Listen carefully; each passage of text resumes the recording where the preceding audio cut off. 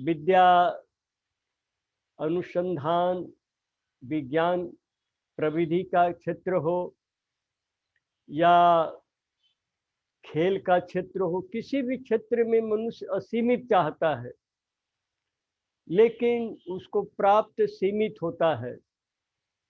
तो उसके अंदर अनंत सुख की चाह बनी ही रहती है, चाहे जितना भी पा ले, लेकिन और पाने की चाह मिटती नहीं है। तो ये कैसे मिटेगी, कब मिटेगी? तो इसका मूल सूत्र यही है कि जहाँ पर हमें अनंत सुख का जो स्रोत है, वहाँ अगर हम पहुँच जाते हैं, तो उस स्रोत से, उसके मूल से, उत्स से, ओरिजिन से हमारा जब संबंध हो जाता है, तो उस स्थिति में अनंत सुख का हमें स्वाद मिलता है, उसका आनंद मिलता है। और जीवन की सारी चिंताएं, जीवन की सारी उलझने, असमंजस, शंकाएं और हर तरह की भ्रांतियां वहाँ निर्मूल हो जाती हैं, नष्ट हो जाती हैं। तो यह अनुभूति और यह प्राप्ति मनुष्य को चेतन मन में नहीं हो सकती, अवचेतन मन में भी नहीं हो सकती। इसी के लिए मनुष्य को सुपर कॉन्शियस माइंड या सूक्ष्म कारण मन, योग में इसे कारण मन कहा गया है, में जाना पड़ता है। तो कारण इसलिए कहा गया, अंग्रेजी में तो अनकॉन्शियस या सुपर कॉन्शियस माइंड कहते हैं, जहाँ चेतना का अनंत विस्तार है, सीमाहीन विस्तार है। किंतु योग में इसको कारण मन कहा गया, क्योंकि हम जितनी भी दुनिया में जो भी रहस्य हैं, उन सबों का कारण वहाँ पर उपलब्ध है। उस वहाँ पहुँचने के बाद हम मूल तत्व को जान सकते हैं, वास्तविकता को जान सकते हैं। ऐसा कोई भी रहस्य नहीं है, यहाँ तक कि भूत, वर्तमान और भविष्य, इनका भी हमें ज्ञान हो सकता है उस सूक्ष्म कारण मन में जाने पर, सुपर कॉन्शियस माइंड में जाने पर। तो ये सुपर कॉन्शियस माइंड क्या है? ये सुपर कॉन्शियस माइंड में जब हम अपने अवचेतन मन से जब और गंभीरता में, जब उसके और गहराई में जाते हैं, तो वहाँ पर हमें ये सूक्ष्म कारण मन से संपर्क होता है। जागृत अवस्था में हमारा कॉन्शियस माइंड काम करता है, जिसमें हमारे वृत्तियाँ, इंद्रियाँ, नसें, नाड़ियाँ, स्नायु तंतु, ये सभी सक्रिय रहते हैं और हमें बाहरी दुनिया का इनके माध्यम से ज्ञान मिलता रहता है। और हमारी भी बाहरी दुनिया में सक्रियता एफरेंट और इफरेंट नर्व्स के माध्यम से होती रहती है। और ऑन जो सबकॉन्शियस माइंड है, इसको अगर हम जागृत हैं, जागृत अवस्था में हम अपने मन को जब बाहरी दुनिया से हटा करके आंतरिक दुनिया में ले जाते हैं, जहाँ पर हम केवल चिंतन में ही व्यस्त हैं, केवल सोच रहे हैं, तो जहाँ बाहरी दुनिया का ज्ञान हमारा टूट जाता है और मन अंतर्मुखी हो जाता है, तो जागृत अवस्था में भी वह अवचेतन मन के भीतर ही यह क्रिया होती है, सूक्ष्म मन के भीतर ये क्रिया होती है। और इसके द्वारा हम चिंतन भी कर सकते हैं, स्मरण भी कर सकते हैं। पहले हमने जो कुछ, जैसे कोई विद्यार्थी जाता है इम्तहान देने के लिए, तो उसका जो पहले पढ़ा हुआ विषय है, उसी को वर्तमान में लाना पड़ता है। जो चीज़ बीत चुका है, जो घटना हो चुकी है, जो काम हम कर चुके हैं, उसको वर्तमान में फिर से प्रकट करना, इसी को मेमोरी या स्मृति कहते हैं। तो यह अवचेतन मन में है, सबकॉन्शियस माइंड में है। लेकिन जब ये हम जागृत स्थिति में भी हो सकता है और सोई हुई स्थिति में भी हो सकता है। तो सोई हुई स्थिति में तो नॉर्मली सबकॉन्शियस माइंड एक्टिव रहता ही है, जिसमें हमें स्वप्न वगैरह आते हैं और जो हमें असली मालूम होते हैं। स्वप्न की अवस्था में किसी को वह स्वप्न नहीं मालूम होता है। जब वो जगता है तब महसूस होता है कि मेरी पहली इसके पहले जो अवस्था थी वो स्वप्न की थी। तो ये सब कॉन्शियस माइंड के भीतर में होता है, जागृत अवस्था में नहीं होता है, सोने की अवस्था में होता है। लेकिन अगर मन किसी माध्यम से अगर इससे गहरी स्थिति में चला जाए और गंभीर और गहराई में, तो जो पहला स्तर आता है सुपर कॉन्शियस माइंड का, वह हमें संपर्क कराता है कर्माशय से, वासना भांड से।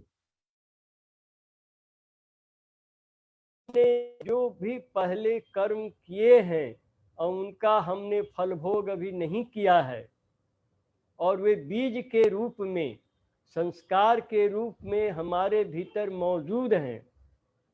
तो जहाँ वे मौजूद होते हैं, जहाँ उनका स्टोर होता है, उसको कर्माशय कहते हैं। इस कर्माशय में हमारे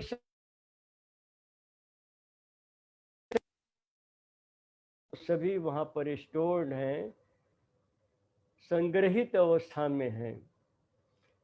तो पहले इसी से संपर्क होता है और इसीलिए जो हमारे जो मन की अवस्थाएं हैं, एक तो जागृत है जगे हुए का, दूसरा स्वप्न है और तीसरा सुषुप्ति है। तो यहाँ पर इसके अतिरिक्त एक और अवस्था है हमारी, जिसको मेडिटेशन कहते हैं, ध्यान क्रिया। उसमें हम जगे हुए होकर के भी हम बाहरी चेतना से, बाहरी दुनिया से अपने मन को हटा लेते हैं। और इसके अतिरिक्त एक और अवस्था हमारे मन की होती है, जिसको तुरीय अवस्था कहते हैं, जिसमें कि किसी भी तरह का की मानसिक तरंग, किसी भी तरह की वृत्तियाँ हमारे मन के संतुलन को, उसकी शांति को नष्ट नहीं कर सकती हैं। तो जब हम मेडिटेशन करते हैं, तो मेडिटेशन के कारण जो हमारे मन की एकाग्रता होती है और उसका जो कर्माशय पर जो प्रभाव होता है, और जो हम ये देखते हैं, तरह तरह की अनुभूतियाँ वहाँ पर होती हैं। और उसमें सबसे ज़बरदस्त तो आरंभ जो होता है इस सुपर कॉन्शियस माइंड में इंटर करने पर, वह है एक अंतः प्रेरणा का। वहाँ जा कर के मनुष्य के भीतर बहुत तरह की प्रेरणा की बातें आती हैं, जिससे कि वो कोई भी नया अनुसंधान कर सकता है, कोई नए सत्य का रहस्य उद्घाटित कर सकता है। ऐसा बहुत से लोगों को अनुभूति हुई है और उन्होंने इसका वर्णन भी किया है, जिसमें पिछले जन्म के बारे में भी बताया है। ये वैज्ञानिकों ने इस तरह की बहुत सी घटनाओं को टेबलेट किया है, जिसमें किसी बच्चे ने कहा मेरा वहाँ पर जन्म हुआ था और मैं जो दादा मेरे हैं उनका ये नाम है, और उन्होंने एक घड़ी जो है मेरे लिए सोने की यहाँ पर गुप्त रूप से रखी थी। तो इसको जब छानबीन की गई तो ये घटना सही पाई गई। तो इससे यह अनुभव हुआ कि एक तो ये सत्य सामने आया कि इस जन्म में ही हमारा अंत नहीं है। हमारा जो जन्म हुआ तो वहीं से प्रारंभ नहीं है, और हम जब मर जाएंगे तो वहाँ अंत नहीं है। इसके पहले भी हमारा जन्म था और बाद में भी होगा। तो पुनर्जन्म की बात इससे हुई, और एक एक्स्ट्रा सेरेब्रल मेमोरी परा मस्तिष्कीय स्मृति ये बच्चों में 5 वर्ष की उम्र तक किसी न किसी रूप में रहती है। और इसीलिए बच्चा जब जन्म भी लेता है और उसका कुछ समय तक आप देखेंगे जब हंसता है आपसे, आप लोगों के बारे में अभी कोई परिचय नहीं हुआ है, दो दो दिन का, 4 दिन का, 2 महीने का बच्चा है, एक टक कहीं देख रहा है, आपसे आप हंसी आ रही है, आपसे आप रुलाई आ रही है, उसका पेट भरा हुआ है, कोई रोग बीमारी नहीं है, फिर भी वो रो रहा है। तो ये सभी इस एक्स्ट्रा सेरेब्रल मेमोरी के कारण है। उसको पूर्व जन्म की जो बातें उसके सामने आती हैं, स्मरण में आती हैं, उनको लेके रोता है या हंसता है। तो यहाँ से हमारा आरंभ होता है ये कारण मन का, कि जिससे कि वो अंतः प्रेरणा से, एक इंटरनल इंस्पिरेशन से, मोटिवेशन से वो कोई बात को बता सकता है या कह सकता है। और इसी में जैसे हमारे एक बहुत फेमस वैज्ञानिक थे डार्विन, चार्ल्स डार्विन, जो उन्होंने बहुत सारे आंकड़े तैयार किए, लेकिन फिर भी उनको जो विकास का जो रहस्य है, जो विकास की जो प्रोसेस सिस्टम है, उसके संबंध में सही ज्ञान नहीं आ सका। तो लेकिन एक बार कहीं वो घोड़े पर, रथ पर सवार होके जा रहे थे, तो अचानक उनके भीतर जो विकास का जो सिद्धांत है, ये जीवों के जो जिनके भीतर जीवन है, प्राण है, उनका जो ग्रेजुअल इवोल्यूशन हुआ है, ये कैसे हुआ है, उनके माइंड में क्रिस्टलाइज हो गया।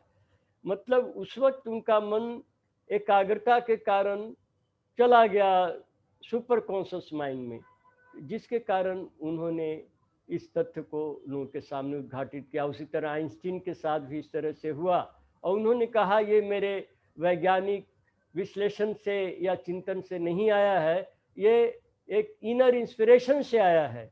तो यह इनर इंस्पिरेशन सब सुपर कॉन्शियस माइंड के भीतर ही होता है।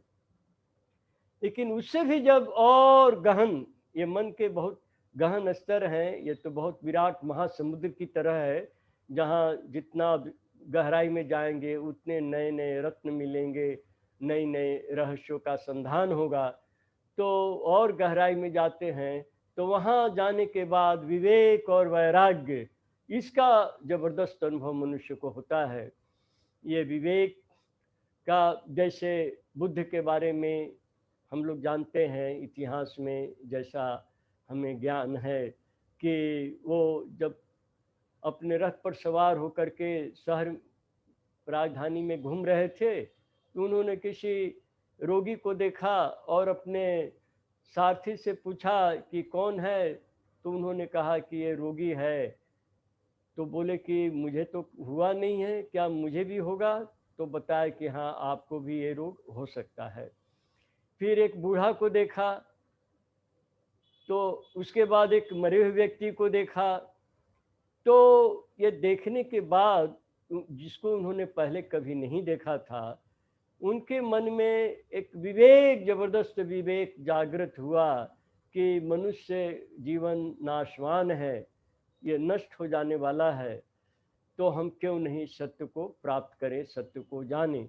और रात्रि में वो पत्नी और अपने पुत्र को छोड़ करके राजमहल से निकल पड़े सत्य के ज्ञान के लिए, सत्य की खोज में, और उन्होंने प्राप्त भी किया इस चीज को। तो यह विवेक और वैराग्य, वैराग्य माने दुनिया में है लेकिन दुनिया का रंग नहीं चढ़ता है। मैं संसार में हूँ लेकिन संसार मेरे भीतर नहीं है। यह ठीक उसी तरह से है जैसे कि नाव पानी में रहता है लेकिन नाव में पानी नहीं रहता है। नाव में पानी आ जाए, अगर नाव में छेद हो गया, पानी उसके अंदर भरने लगा तो नाव डूब जाएगा। तो वैराग्य मनुष्य को निर्भय कर देता है।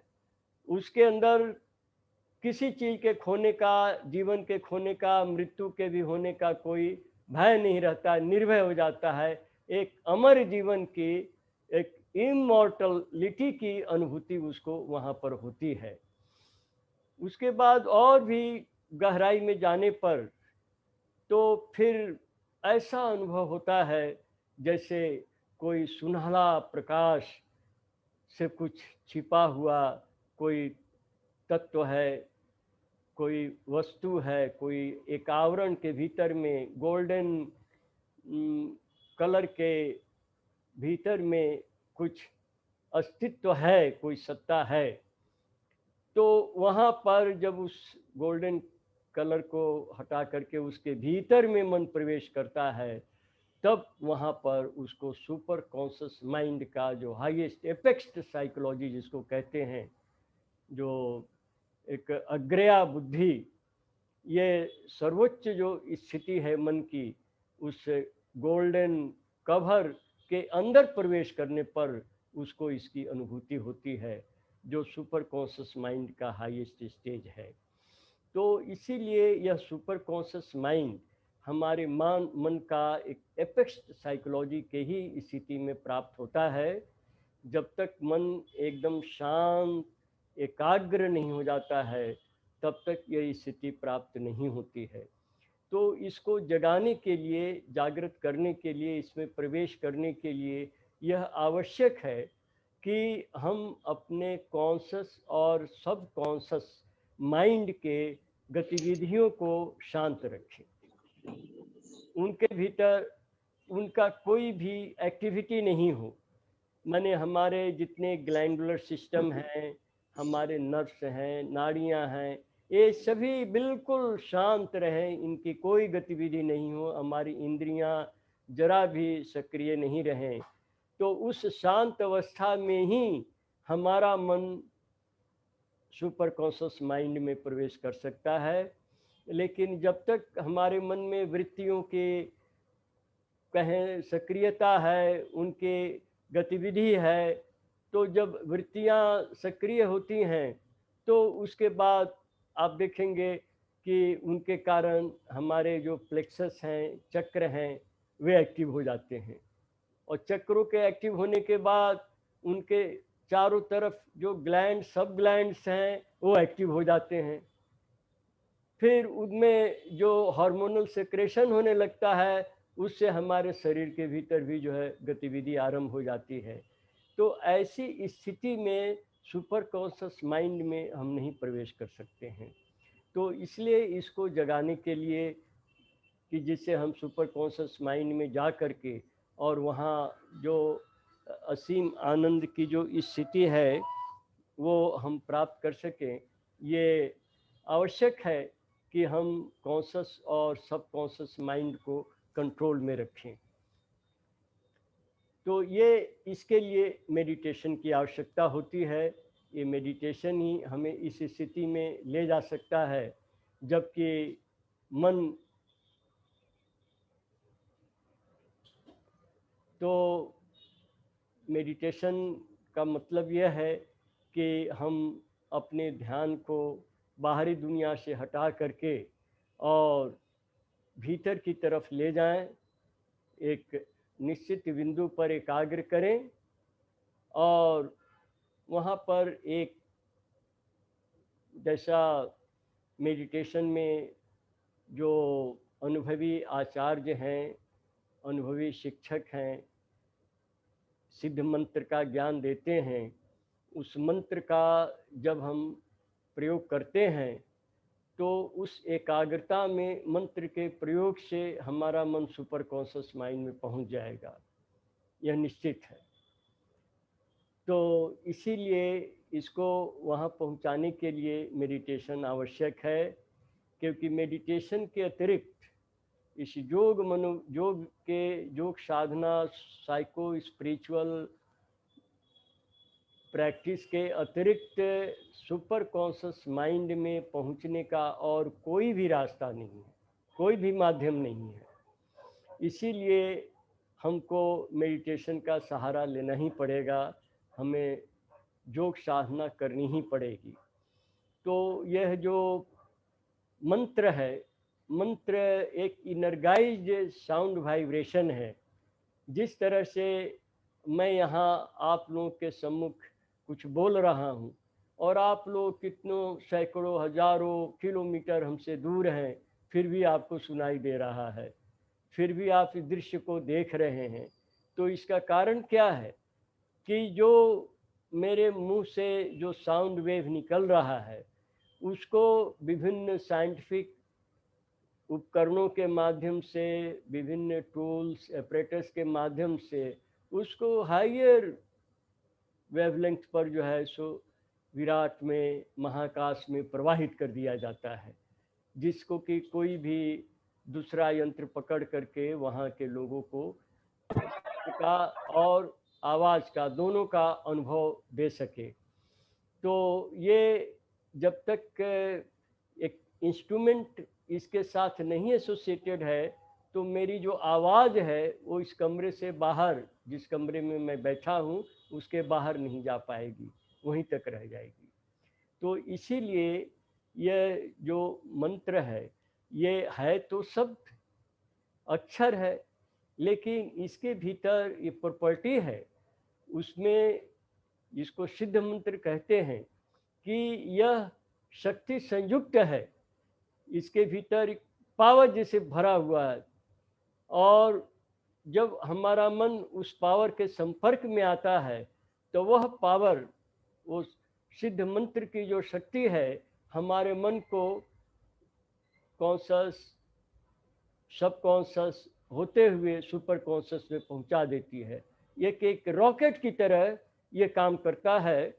जो ग्रेविटेशनल पुल है हमारे कॉन्शस और सब कॉन्शस का, उसको चीरते हुए यह रॉकेट सुपर कॉन्शस माइंड में हमें पहुंचा ले जाता है।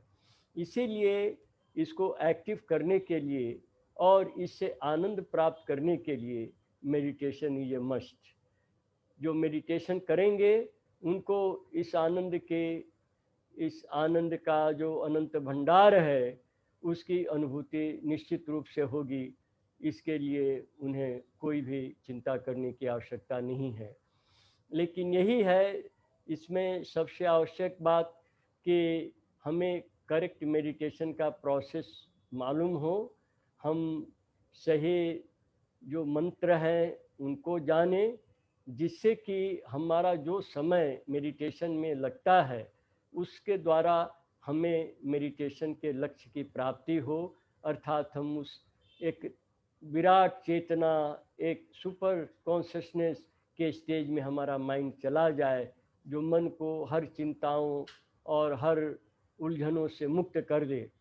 तो यह जो इस ज्ञान को प्राप्त करना है, ये निश्चय ही आज जिस तरह हम समाज में देख रहे हैं कि तरह तरह से योग के बारे में ज्ञान की बातें आती हैं, लेकिन इसके साथ साथ मैं यह भी महसूस करता हूँ कि इतनी सारे चर्चाएं होती हैं योग पर, ध्यान पर, योग की क्रियाओं पर, परंतु उससे जो क्वालिटी है लाइफ की, जो माइंड का जो हायर इवोल्यूशन है, वो बहुत ही कम दिखाई देता है। अखबारों में हम पढ़ते हैं तो केवल 99 न्यूज़, 100 में 99 न्यूज़ अपराधों के रहते हैं। मतलब कि समाज के भीतर जो एक चेतना का विकास होना चाहिए, एक चेतना की क्रांति होनी चाहिए, वह आज के आध्यात्मिक या धार्मिक उपदेशों के माध्यम से नहीं हो पा रही है। इसीलिए लोगों के सामने एक बहुत बड़ा ये प्रश्न है कि जो आध्यात्म या ईश्वर तत्व, स्पिरिचुअलिटी हमें हर दुखों से परे ले जा करके सतत सदैव सुख में प्रतिष्ठित करने की बात बताती है, उसको, उस ज्ञान को हम कहाँ से प्राप्त करें, किससे प्राप्त करें। तो इस संदर्भ में मैं अवश्य आपको कह सकता हूँ, क्योंकि ये मेरे अनुभव की बात है, कि श्री श्री आनंद मूर्ति जी, जिनका मैं शिष्य हूँ, उनमें सर्वज्ञता की सिद्धि थी। He was all knowing entity. उन्होंने जो कुछ भी बताया वो कोई किताब पढ़ करके या किसी से सुनकर नहीं बताया, वो आत्मज्ञान से बताया, ब्रह्म ज्ञान से बताया, इंट्यूशन से बताया, इंट्यूशनल नॉलेज से बताया। तो जिनके भीतर सर्वज्ञता की सिद्धि है, जो ऑल नोइंग है, वही हमको सही ज्ञान दे सकते हैं। बाकी जो लोग भी ज्ञान देंगे वो अपूर्ण ज्ञान होगा, उस ज्ञान में कहीं न कहीं त्रुटि होगी, जिस त्रुटि की संभावना श्री श्यानमूर्ति द्वारा बताए गए योग साधना, योग विज्ञान में नहीं है। इसीलिए मैं एक योग शिक्षक भी हूँ और लोगों को इस योग साधना के बारे में मैं बताता हूँ, उनको दीक्षा देता हूँ। तो इसलिए जो भी इस सुपर कॉन्शियस माइंड के रहस्य को जानने के इच्छुक हैं, जो चाहते हैं उसमें प्रवेश करके और उसका जो आनंद लिया जाए, उसके लिए ये आवश्यक है कि इस विद्या को सीखें और जानें। क्योंकि जब सुपर कॉन्शियस माइंड में आप जाते हैं तो हमारे ब्रेन के भीतर में एक पीनियल ग्लैंड है। ये पीनियल ग्लैंड से मेलाटोनिन नाम का एक रस का हार्मोन का क्षरण होता है। यह जब ऊपर से निकलता है तो ये जो हमारे दोनों भौवें के बीच में जगह है, जिसको योग में कहा जाता है आज्ञा चक्र या त्रिकुटी, यहाँ पर जब वह हार्मोन, उस वक्त अगर मन हमारा पवित्र भाव में है, मन में कोई विषय वासना, सांसारिकता, इस तरह की चीजें नहीं है, तो वह एक अनंत सुख, अनंत आनंद की अनुभूति वहाँ पर वो करता है। और अगर कोई सांसारिकता में, वर्ल्डली एक्सटर्नल वर्ल्ड के जितनी ऑब्जेक्टिविटीज हैं, उनमें अगर हमारा मन उस वक्त लिप्त है तो फिर वहाँ वो जल जाता है। तो इसीलिए ये सुपर कॉन्शियस माइंड में, जिसका हमें जो एक प्रैक्टिकल एक्सपीरियंस पीनियल ग्लैंड के माध्यम से होता है, वहाँ पहुँचने के लिए ये आवश्यक है कि हम मंत्र की साधना का सहारा लें। यह मंत्र चूँकि सिद्ध होता है, इसलिए वह वहाँ हमें पहुँचाने में समर्थ है। उसके बाद जो हम देखते हैं कि आजकल प्रायः लोगों में ये मैं सुनता हूँ कि बहुत डिप्रेस्ड हैं, उनके अंदर बहुत डिप्रेशन है, वे बहुत उदास, निराश रहते हैं, कई लोग आत्महत्याएं भी कर लेते हैं। ये दिल्ली में एक लेफ्टिनेंट गवर्नर थे, उन्होंने 1977 में आत्महत्या कर ली, क्योंकि यहाँ पर 1975 से 77 के बीच में इमरजेंसी लगी थी और प्रशासन के निर्देश के अनुसार उन्होंने बहुत से ऐसे काम किए जिससे उनके मन में इतनी ग्लानि हुई कि वो डिप्रेशन में चले गए। और डिप्रेशन में जाने के बाद उनको लगा कि मैं एक प्रतिष्ठित आदमी का जीवन नहीं बिता सकता, तो इस शरीर को, इस जीवन को रखने का लाभ क्या है, और उन्होंने अपनी आत्महत्या कर ली, सुसाइड कर लिया। तो यह जो प्रवृत्ति है आदमी को कि जीवन से निराश हो जाता है, एक माइंड बड़ा स्ट्रेस से भरा रहता है कि हमारे मन लायक काम नहीं हुआ, हमारे मन के विपरीत काम हुए, हम जो जीवन में पाना चाहते थे नहीं पा सके। बहुत से बच्चे परीक्षा में अच्छे अंक नहीं आने के कारण भी सुसाइड कर लेते हैं। बहुत सुसाइड का प्राय अखबारों में आप पढ़ेंगे, कहीं सुसाइड हो कर लिया, किसी ने ऊपर कई मंजिलों से कूद करके जान दे दिया, कोई ट्रेन के सामने कट करके जान दे दिया। दिल्ली में मेट्रो ट्रेन में कई बार इस तरह के आत्महत्याओं की घटनाएं आई हैं। तो यह जो डिप्रेशन है, ये स्ट्रेस जो है, ये क्यों होता है, कैसे होता है हमारे मन के भीतर में? इसलिए होता है कि जिस तरह से चाहे कितना भी मैंने ये आप नाला है, जैसे नाला है और थोड़ी बारिश होगी नाला भर जाएगा, पानी सड़क पर बहने लगेगा। उसके अलावा आप देखेंगे जब चाहे जितना भी बारिश हो, लेकिन अगर नदी में उतनी बारिश से, उतने पानी से नदी में नहीं होगा, नदी नहीं भरेगी। नदी को भर करके और बाढ़ के लिए और ज़्यादा पानी चाहिए। लेकिन कई नदियों का पानी समुद्र में गिरता है, फिर भी समुद्र के सतह ज्यों की त्यों बनी रहती है। तो ऐसा क्यों है? क्योंकि नाले में जगह कम, जल को भरने की जगह है, नदी में उससे ज़्यादा जगह है और समुद्र में और भी ज़्यादा है। तो जब मन का हमारा दायरा बहुत छोटा होता है, मन की शक्ति हमारी बहुत कम होती है, जिसको बीटा वेव कहा जाता है, जो 13 साइकिल पर सेकंड से ज़्यादा उसकी फ्रीक्वेंसी होती है, जो मन बहुत चंचल रहता है, कभी यहाँ सोचेगा, वहाँ सोचेगा और कहीं सोचेगा, माने स्थिर नहीं रहता है, मन एकाग्र नहीं हो पाता है।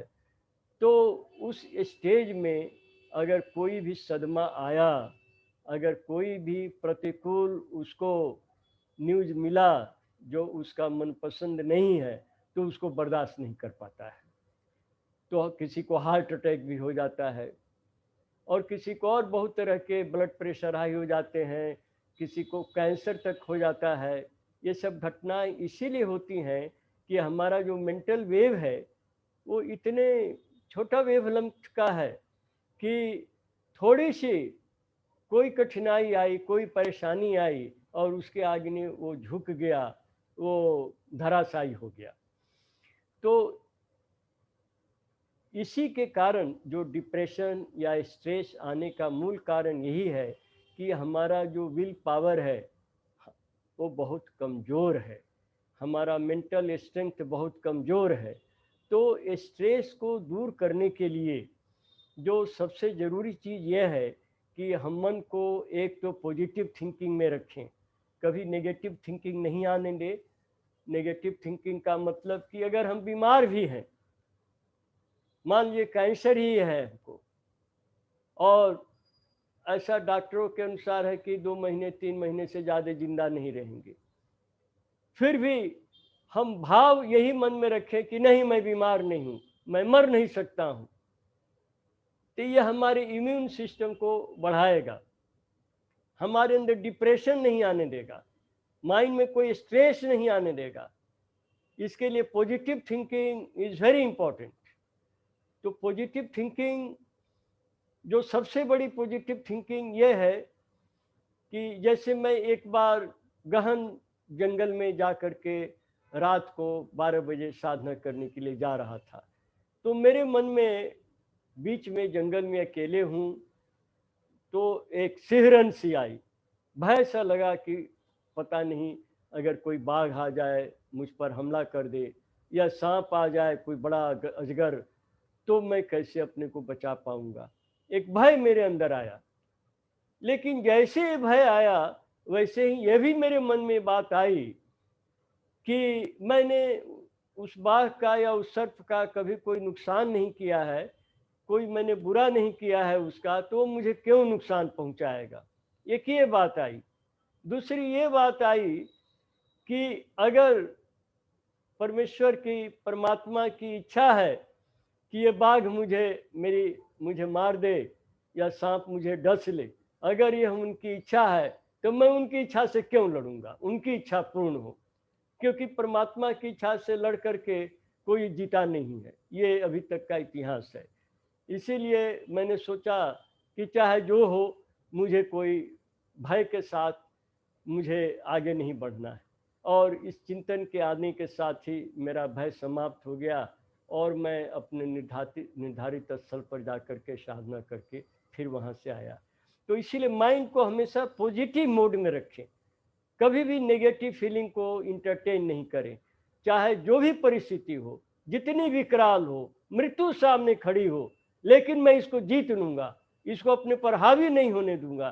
कोई परिस्थिति मेरे मन को कमजोर नहीं कर सकती है, मेरे ऊपर अपना प्रभाव नहीं डाल सकती है। ये एक जबरदस्त, अखंड, अपरिवर्तनीय हमारे मन के भीतर में तरंग रहनी चाहिए, वेव रहनी चाहिए, जिससे कि वो शक्ति क्षीण हो जाएगी डिप्रेशन वाली, स्ट्रेस वाली हमारा मन बहुत ही शांत आनंदमय स्थिति में आ जाएगा। इसलिए तो ये पॉजिटिव एक सुप्रीमली एक्सट्रीमली पॉजिटिव माइंड को रखना है हर परिस्थिति में, चाहे जितनी विपरीत क्यों नहीं हो, जितनी विकराल की क्यों नहीं हो। और दूसरा, ये जो मेडिटेशन है, इस मेडिटेशन के पहले हम कीर्तन भी कर सकते हैं, आध्यात्मिक कीर्तन, जिसमें एक कीर्तन का मैं सबको परामर्श दे सकता हूँ। यह एक सिद्ध मंत्र है जिसको सदगुरु श्री श्री आनंद मूर्ति जी ने, जिनकी मैंने चर्चा की आपसे, जो सर्वज्ञ व्यक्तित्व थे, उन्होंने इसको सिद्ध किया। बाबा नाम केवलम, ये बाबा नाम केवलम, यह एक पॉजिटिव माइक्रोवाइटम को अट्रैक्ट करता है। माइक्रोवाइटम वह शक्ति है जो अनबार्ड, बिना कोई अवरोध के, ये इंटरप्लेनेटरी इसका मूवमेंट हो सकता है, कहीं भी ये जा सकता है। तो यह ऐसी ज़बरदस्त शक्ति है माइक्रोवाइटम कि इसके पास कोई भी नेगेटिव चीज़ें नहीं आती हैं। तो ये जब मनुष्य कीर्तन करता है बाबा नाम केवलम सिद्ध मंत्र का, तो इस कीर्तन से माइंड के भीतर स्पिरिचुअल वेव, स्पिरिचुअल वाइब्रेशन ही चारों तरफ से मेरा मन भर जाता है, और उस स्थिति में माइंड का स्ट्रेस ऐसे ही खत्म हो जाएगा, डिप्रेशन बिल्कुल समाप्त हो जाएगा। और उसके बाद बैठ करके वो जो माइंड को मेडिटेट करेगा, तो उसका माइंड इतना शांत और इतना आनंदमय हो जाएगा कि उसको लगेगा कि मेरे मनुष्य बनने का, इस धरती पर आने का मेरा उद्देश्य सफल हो गया। इसीलिए ये दो चीज़ें बहुत आवश्यक हैं।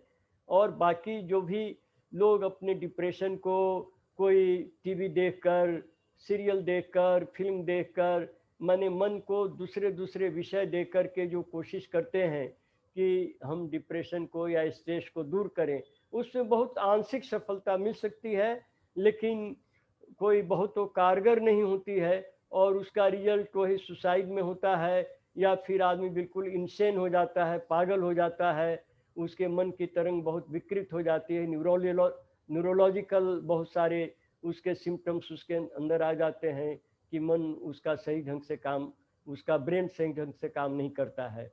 इसीलिए जो एक हमारे अंदर पॉजिटिव एनर्जी आए, एक इंसेसेंट जो एनर्जी का ऐसा प्रवाह रहे जो कभी रुके नहीं, तो उसके लिए हम ये पॉजिटिव थिंकिंग भी, उसके साथ साथ कीर्तन भी और मेडिटेशन, ये तीन को करने के बाद मैं नहीं समझता हूँ कि कोई व्यक्ति कहीं भी, कभी भी, किसी भी परिस्थिति में किसी स्ट्रेस का शिकार हो सकता है या स्ट्रेस को मैनेज नहीं कर सकता है। आजकल मनोवैज्ञानिक लोग और बहुत सारे जो मोटिवेटर लोग बहुत सी अच्छी अच्छी बातें बताते हैं, लेकिन व्यवहार में ऐसा नहीं पाया गया कि उसके द्वारा मैंने एक विराट जनसंख्या, विराट आबादी उसके द्वारा प्रभावित होकर के और मानसिक समस्याओं से, मानसिक रोगों से मुक्ति पा ली हो, ऐसा हम नहीं देखते। तो मेरा कहना यही है कि हम रिजल्ट के लिए, रिजल्ट ओरिएंटेड हमारा एफर्ट होना चाहिए कि हम जो कुछ करें उससे हमको सही रिजल्ट मिले। तो सही रिजल्ट कब मिलेगा? जब सही डॉक्टर सही मर्ज को पहचान के सही दवा देगा, तभी ये चीज़ संभव है, अन्यथा संभव नहीं है। तो आज लोगों की जो आस्था है आध्यात्म में या धर्म में, उसमें कुछ कमी इसलिए भी आ जाती है कि वो देख रहे हैं कि हम इतना कुछ करते हैं आध्यात्मिक रूप से, लेकिन हमें उसका कोई लाभ नहीं मिल रहा है। ये एक वास्तविकता है जो मुझे दिन रात लोगों से मिलने से सुनने को मिलता है। तो मैंने यही उसका उत्तर दिया कि जैसे दूध, मिलावटी दूध हमें मिल रहा है बाजार में, और हम बस केवल कह के रह जाते हैं कि क्या करें, मिलावटी दूध है, अच्छा दूध मिल नहीं रहा है, अब इसी को खा के रहना पड़ता है। तो मिलावटी दूध का मतलब है कि शुद्ध दूध भी है। शुद्ध दूध है तो शुद्ध दूध में ही मिलावट की जा रही है, तब जाके मिलावटी दूध बनता है वो। तो शुद्ध दूध है तो शुद्ध दूध की जरूर हमें खोज करनी पड़ेगी। अगर हम शुद्ध दूध लेना चाहते हैं, पीना चाहते हैं, तो उसके लिए प्रयास करना पड़ेगा, लेकिन शुद्ध दूध मिल जाएगा। तो इसीलिए स्पिरिचुअल साइंस में भी यह एक इतना गहन विषय है कि एकदम डार्क में, माने अंधेरे में, इसका कोई ज्ञान नहीं है, कोई सामने दिखाई नहीं देता है। और जो भी हमको आश्वासन दिया कि हाँ हाँ मैं तुमको मोक्ष और मुक्ति का संधान दे दूंगा, उसका रास्ता बता दूंगा, तुम बिल्कुल हर तरह से तुम अपने मन के उलझनों से, मन की समस्याओं से, मानसिक रोगों से मुक्त हो जाओगे। तो मनुष्य उसके सामने समर्पण करके श्रद्धालु हृदय से उनके पीछे चलने लगता है, लेकिन रिजल्ट वैसा नहीं आ पाता है। इसीलिए मेरा आप सबसे निवेदन रहेगा कि रिजल्ट ओरिएंटेड एफर्ट की तरफ आपका प्रयास रहना चाहिए, जिससे मैं निश्चित रूप से आपकी सहायता कर सकता हूँ। और जो ये सुपर कॉन्शियस माइंड का जो एक्सप्लोरेशन है, इसकी जो यात्रा है, इसके आरंभ करने के लिए आपको निश्चित रूप से साधक होना पड़ेगा, स्पिरिचुअल एस्पायरेंट। एक मेडिटेशन का कोर्स आपको लेकर के और आगे बढ़ना होगा। ये चीज़ बिल्कुल संभव है, आप इसको प्राप्त कर सकते हैं। कोई हीन मानसिकता मन में नहीं रखें, किसी तरह के नकारात्मक भावना को, तरंग को कोई भी प्रश्रय नहीं दें। आप इसमें जरूर सफल होंगे, 100% सफल होंगे, इसका मैं आपको पूरा आश्वासन देता हूँ। और आपके मन में अगर कोई प्रश्न है तो आप पूछ सकते हैं। नमस्कार।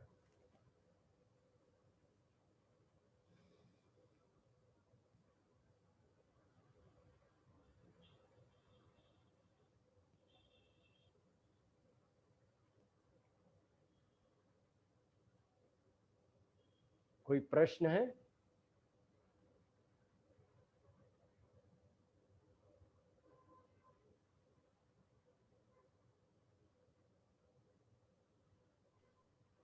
हेलो। हाँ जी, हाँ, बोलिए। गुरु जी प्रणाम। नमस्कार। गुरु जी, है ना, ध्यान और है ना मंत्र जाप में क्या अंतर है? मेडिटेशन और मंत्र जाप में क्या अंतर है?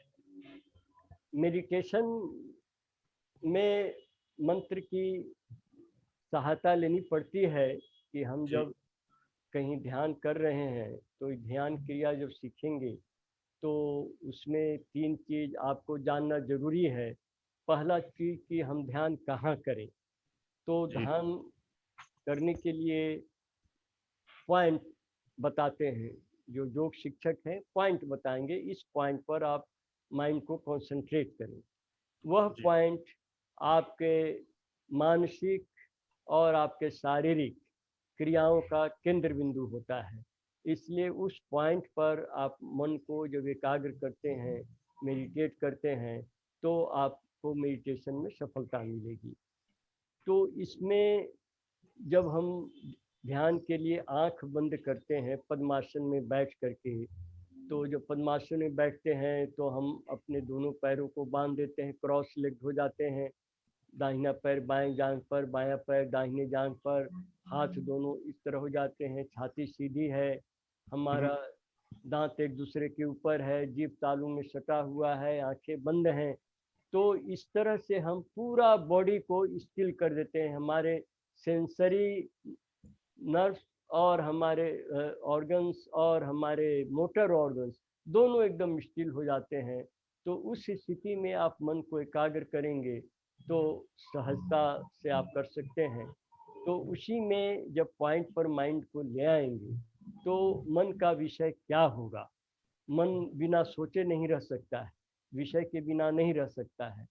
तो ये विषय वहाँ परमात्मा ही रहते हैं। लेकिन ये परमात्मा को तो हजार लाख करोड़ अनंत नाम हैं, एक ही नहीं है। तो इसीलिए मैंने जिक्र किया है कि सिद्ध मंत्र, ये सिद्ध मंत्र के द्वारा क्या है कि हमारा जो मन की जो तरंग है और जो मंत्र की तरंग है, ये दोनों में जैसे पैरेललिज्म होने लगता है। उसमें जब हम समा समता लाने की का जो प्रयास करते हैं तो मन की तरंग हमारी लंबी होती जाती है, इसका वेवलेंथ बढ़ता जाता है। तो तब जो है सो जा करके आप जो मेडिटेशन में मन की जो शांति चाहते हैं, मन में जो आनंद चाहते हैं, या जो परम तत्व का जो अल्टीमेट रियलिटी का ज्ञान चाहते हैं, उसकी तरफ धीरे धीरे आपकी गति होने लगती है।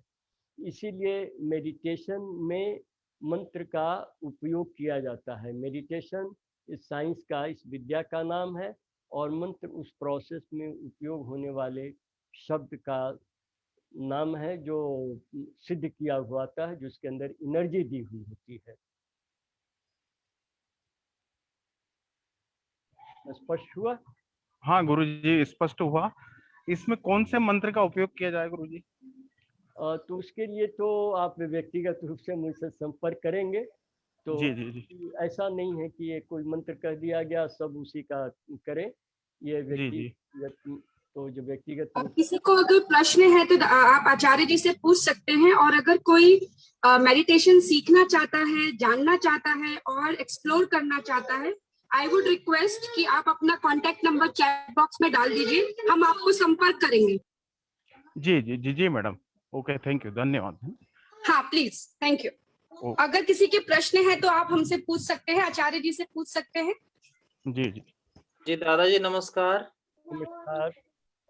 दादाजी मेरे ऊपर एक प्रश्न है मेरा एक प्रश्न है, मेरे मन में ये विचार आता है कि जो मेरे साथ घटना जो बुरा हो रहा है मेरे साथ, अगर कुछ बुरा बात, चाहे बुरा विचार चल रहा है मेरे साथ, तो ऐसा लग रहा है कि ये भगवान का, परम पुरुष का इच्छा है, या तो वो मुझे सता रहे हैं। तो इसमें वो नेगेटिव जो है, नेगेटिव जो विचार है उसमें और ज्यादा पावरफुल हो जाता है। तो इस विचार को कैसे ठीक करें? इस विचार को ठीक करने के लिए पहले तो ये समझना है कि जो परम पुरुष हैं वो कल्याण सुंदरम है, वो हमारा अकल्याण नहीं सोचते हैं।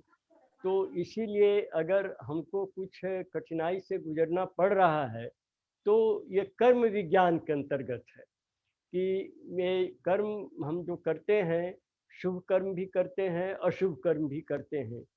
तो जो शुभ कर्म है उसका भी हमें फल मिलता है, और जो अशुभ है उसका भी फल मिलता है। तो इसीलिए जो भी हम जिन परिस्थितियों से गुजर रहे हैं वो हमारे अपने ही किए हुए कर्मों के फल हैं। तो इसको किसी को दोष देने की आवश्यकता नहीं है, उसका मुकाबला करना है। ठीक उसी तरह से जैसे अब कोई हिमालय पर चढ़ रहा है, अब चढ़ रहा है कि एवरेस्ट का विजय करना है और वहाँ पर क्या क्या है जानना है, तो उसमें कठिनाइयाँ हैं, परेशानियाँ हैं, बहुत आसानी से चढ़ा नहीं जा सकता है, और हमेशा गिरने का खतरा है, और गिरने पर कहीं जहाँ बीच में गिर गया तब तो फिर उसके हड्डी भी नहीं मिलेगी। तो इसीलिए जब ऐसी परेशानियां, कोई कठिनाइयां आए तो उनके आगे डट के खड़ा होना चाहिए कि ये मेरे मन को नहीं प्रभावित कर सकती हैं, अपने मनोबल को मजबूत करना चाहिए। और जो ईश्वर हैं ईश्वर के प्रति ऐसी अनन्य आस्था रखनी चाहिए कि वे हमारे साथ हैं, तो हमारा मन कभी भी इन परिस्थितियों से विचलित नहीं होगा। कभी भी ये परिस्थितियां मेरे मन को तोड़ नहीं सकती हैं।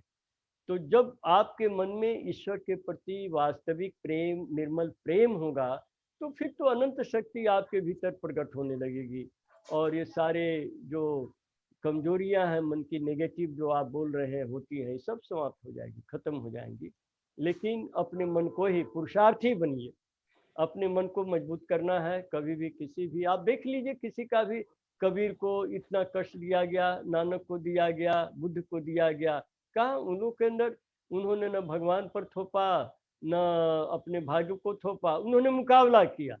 तो आप एक संग्रामी मानसिकता रखिए, लड़ने का भाव रखिए कि कोई भी अविद्या, कोई भी नकारात्मक शक्ति, दुष्ट शक्ति मेरे मन को प्रभावित नहीं कर सकती। मैं इनसे ज्यादा बलशाली हूँ, क्योंकि परम पुरुष परमात्मा ईश्वर मेरे साथ हैं। मैं कभी इनके आगे हिम्मत नहीं हार सकता। इसलिए देखिए आपका मन कितना मजबूत हो जाएगा। बहुत बहुत धन्यवाद दादा, आपके बात से ही मजबूत हो गया, और ये विश्वास आ गया कि परम पुरुष हमारे साथ हैं, वो हमें दोष नहीं देते हैं। हमारे अपना खुद का विचार से मुझे दोष तकलीफ मिलता है। अवश्य। बहुत बहुत धन्यवाद। नमस्कार दादाजी, मेरा एक सवाल है कि हाँ। पंचकोश का साधना जगत में क्या महत्व है और उसके लिए हम पंचकोश को मजबूत करने के लिए क्या करना चाहिए? ये पंचकोश हमारे मन में जो है ये सब चित्त के अंतर्गत ही हैं। जैसे चित्त, अहं तत्व, महतत्व का मैंने जिक्र किया था कभी। तो चित्त का जो अंतिम स्तर है वो हिरण्मय कोश का है, और उसके बाद तो फिर वो आत्मिक जगत है, वो ईश्वरीय जगत है। तो ये पांचों कोश की अपनी अपनी विशेषता है, काममय, मनोमय, अतिमानस, विज्ञानमय और हिरण्मय। तो अपनी अपनी विशेषता है। तो जिस तरह से हम भोजन करते हैं तो हमको प्रोटीन भी चाहिए, विटामिन भी चाहिए, कार्बोहाइड्रेट भी चाहिए, फैट भी चाहिए, बहुत सारी चीज़ें चाहिए। एक संतुलित आहार चाहिए। अगर किसी भी चीज़ की कमी है तो वो कमजोरी हमारे अंदर आ जाती है। अगर कोई विटामिन सी की कमी है तो हो सकता है हमारा हड्डी का प्रॉपर ग्रोथ नहीं हो, आयरन की कमी है तो हड्डी उतनी मजबूत नहीं हो। उसी तरह से आँख की रोशनी में कोई पर्टिकुलर अगर प्रोटीन या विटामिन नहीं है तो आँख की कमजोरी आ जाती है। बहुत लोगों के कम उम्र में ही केस झड़ने लगते हैं। तो कहने का मतलब ये है कि हमारा शरीर पूरी तरह स्वस्थ रहे, इसके लिए इसको जिस भी चीज़ की आवश्यकता है, जिस विटामिन की, जिस प्रोटीन की, जिस कार्बोहाइड्रेट की, ये सब हमारे सब्जियों में, दालों में, मसालों में, इन चीज़ों में प्रकृति ने प्रचुर दिए हैं। उनका उपयोग करके हम शरीर को स्वस्थ रख सकते हैं। उसी तरह मन के जो 5 ये कोश हैं, इनको काममय कोश है जैसे, तो इसके लिए आसन करना होगा। मनोमय कोश है तो इसके लिए यम नियम का पालन करना होगा। अति मानस कोश है तो प्राणायाम करना होगा। ये विज्ञानमय कोश है तो धारणा करना होगा, और हिरणमय कोश है तो ध्यान करना होगा। ये पंचकोश के लिए ये जो अष्टांग योग साधना है, जिस पतंजलि ने नाम दिया है, लेकिन आनंदमूर्ति जी ने इस नामों को स्वीकार किया है, लेकिन इनमें बहुत कुछ नवीनता और मौलिकता दिया है, जिसके कारण आज के समय में लोग इसको प्राप्त करके और साधना जगत में आगे बढ़े। लेकिन ये पांचों कोशों में अगर कोई भी कमजोर रह गया तो आपको उस लेसन को, उस योग के उस संग को अपना करके उसको मजबूत करना पड़ेगा। इसलिए इसको पुष्टि मार्ग कहा जाता है। पुष्ट करना है, ये कोशों को पुष्ट करना है। जब तक आप नहीं करेंगे मन पूरी तरह एकाग्र भी नहीं होगा, उसकी चंचलता भी नहीं मिटेगी और आगे बढ़ने में तो असुविधा ही होगी। इसीलिए पांचों कोशों को पुष्ट करना है, जिसके लिए हमारे 8 ये अष्टांग योग साधना है। आप करेंगे तो आप देखेंगे साधना दादा, धारणा और ध्यान में क्या बेसिक अंतर होता है? इसमें धारणा और ध्यान। धारणा है, धारणा जो योग का जो लेसन है धारणा, तो ये है पंचभूत का।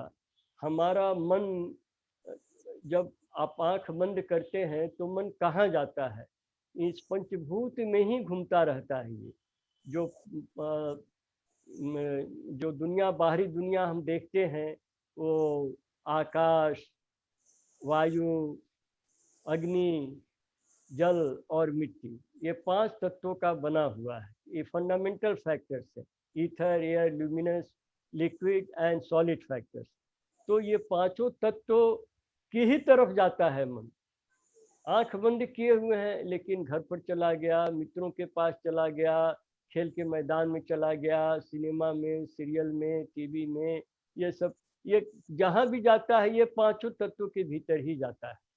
तो ये 5 तत्व को अगर आप कंट्रोल कर लेते हैं, 5 तत्व अगर आ जाते हैं वश में, तो फिर मन की चंचलता समाप्त हो जाती है। क्योंकि फिर मन को चंचल कौन करेगा? उसका विषय ही नहीं रहेगा, ये पांचों तत्वों में ही विषय खोजता है वो। तो इसके लिए जो धारणा है, ये आपको ये पांचों तत्वों को कंट्रोल करने में सहायक है।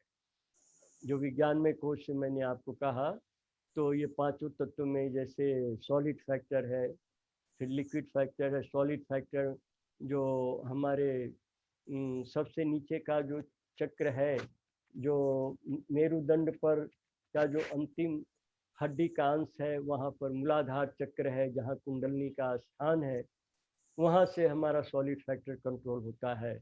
तो वहाँ की धारणा लेनी है। धारणा का मतलब है कि उसका चिंतन करना, उसको धारण करना, कि हम उसका जो फॉर्म है, कलर है, मंत्र है, इसका धारण करना, उसको अपने मन के भीतर में प्रतिष्ठित करना। उसी तरह से जो आगे का है, लिक्विड फैक्टर है तो स्वाधिष्ठान चक्र पर, ल्यूमिनस फैक्टर है तो मणिपुर चक्र पर, और तेजस तत्व है तो अनाहत चक्र पर, और मरुत तत्व है, ये विशुद्ध चक्र है तो वहाँ पर आकाश तत्व पर, और अनाहत चक्र पर मरुत तत्व, और मणिपुर चक्र पर तेजस तत्व। तो ये जो 5 तत्व हैं, इनके धारणा से, इनके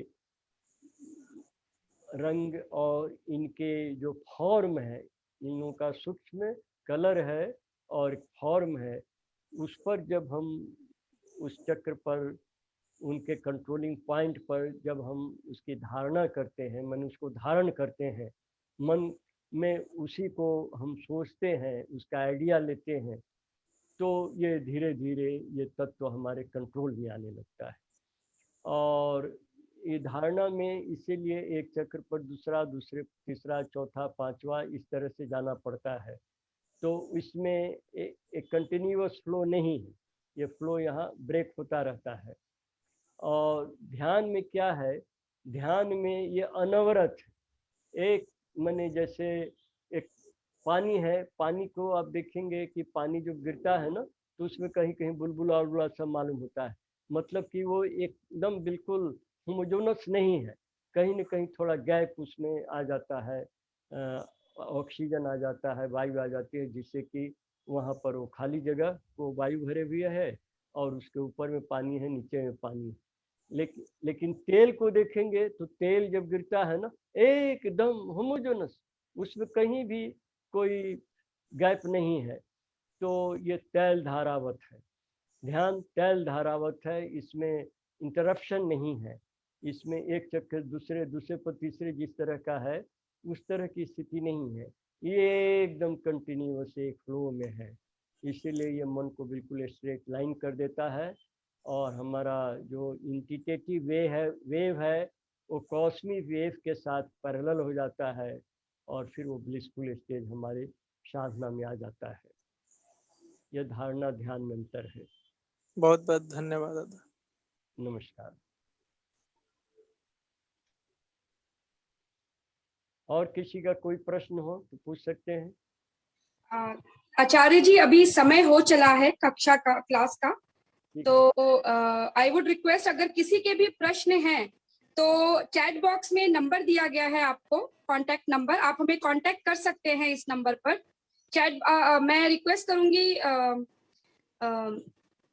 जो ऑपरेटर हैं यहाँ पे, वो कांटेक्ट डिटेल्स दिखाएं। तो ये दूसरा कांटेक्ट नंबर है, और जो चैट बॉक्स में आपके साथ शेयर किया है वो दूसरा है। तो आप दोनों में से किसी भी नंबर पे कांटेक्ट कर सकते हैं हमें, और या ये ईमेल आईडी है, इस पे हमें संपर्क कर सकते हैं। अगर आप मेडिटेशन सीखना चाहते हैं, या आपके मन में कोई प्रश्न है जिसकी खोज में आप लगे हैं, तो हम आपका, आचार्य जी जो हैं वह पूरी कोशिश और पूर्ण रूप से आपको उसका जवाब देंगे और आपको संतुष्ट करेंगे अपने उत्तरों से।